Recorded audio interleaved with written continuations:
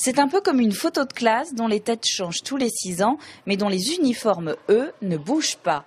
Au premier rang de l'Assemblée, dans ce qu'on appelle les 5 collèges individuels, les agriculteurs, évidemment, ce sont les plus nombreux au sein de la Chambre. 21 exploitants installés en Vendée et majeurs. À leur côté, 8 salariés, 4 propriétaires ou bailleurs et 2 retraités. Les 5 autres collèges concernent les groupements professionnels. En Vendée, on y retrouve un représentant de CUMA, les coopératives d'utilisation du matériel agricole, quand les agriculteurs se regroupent autour de l'achat d'un tracteur, par exemple, et s'en partagent ensuite l'utilisation. 4 représentants des coopératives, 2 des mutuelles, 2 du Crédit Agricole et enfin 2 représentants des syndicats.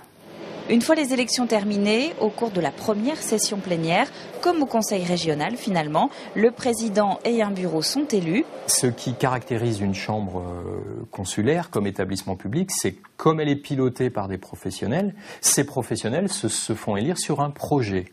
Et c'est ce projet-là qui est mis en œuvre au cours du mandat, les 6 années qui suivent l'élection.